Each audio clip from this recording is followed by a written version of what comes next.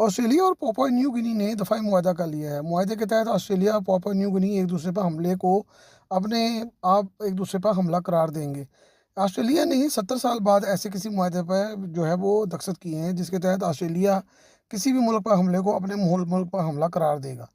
Papua New Guinea کے 10,000 فوجی Australian فوج سے تربیت بھی حاصل کریں گے اور آسٹریلیا میں ہی تعینات رہیں گے تاکہ کسی بھی معاملے میں وہ آسٹریلیا کی اور اپنے ملک کی باہر سے مدد کر سکیں۔ اسی طرح آسٹریلین فورسز بھی پاپوا نیو گنی میں آ سکتی ہیں اور وہاں پہ سٹے کر سکتی ہیں اور ان کو مکمل جو ہے وہ آزادی دی گئی ہے۔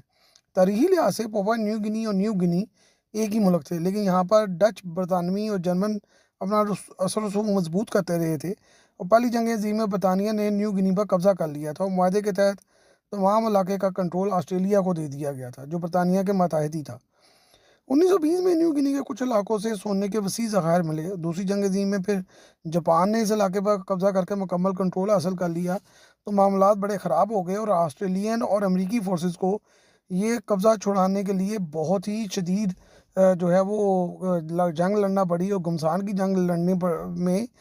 2.5 لاکھ جو افراد تھے وہ تینوں اطراف میں سے جو ہے وہ ہلاک ہو گئے۔ بہرحال یہ علاقہ 2 حصوں میں تقسیم ہو گیا، جس میں ایک پاپوا نیو گنی آزاد ملک ہے جس کی آبادی تقریباً 1,25,00,000 اور اس کا رقبہ تقریباً 4,62,840 مربع کلومیٹر ہے، جبکہ دوسرا حصہ جو ہے وہ انڈونیشیا کا ہے جو کہ نیو گنی کہلاتا ہے اور انڈونیشیا کے اندر واقع ہے۔ آسٹریلیا جو ہمیشہ ہی پاپوا نیو گنی پر حاوی رہا ہے اور اس معاہدے کے بعد حقیقتاً آسٹریلیا کا اس ملک پر مکمل کنٹرول ہو جائے گا اور تمام فوجی اور سویلین اداروں پر آسٹریلیا کو کنٹرول حاصل ہو جائے گا جو پہلے ہی بہت زیادہ ہے، اب اور مضبوط ہو جائے گا اور آسٹریلیا کو اس صورتحال سے بہت فائدہ ہوگا۔ اس کنٹرول کی ضرورت اس لیے پیش آئی کہ چین اور انڈونیشیا کے باعث زیادہ جو کنسنٹریشن تھی وہ اس علاقے میں ہو گئی تھی۔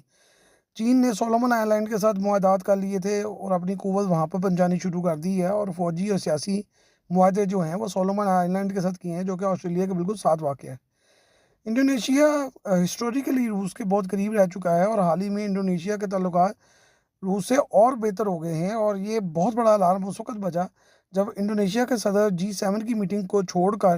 اور اس میں شریک ہونے کی بجائے روس کے دورے پر چلے گئے اور روس سے وسیع پیمانے پر ہتھیاروں کی خریداری کے معاہدات بھی کیے جا رہے ہیں۔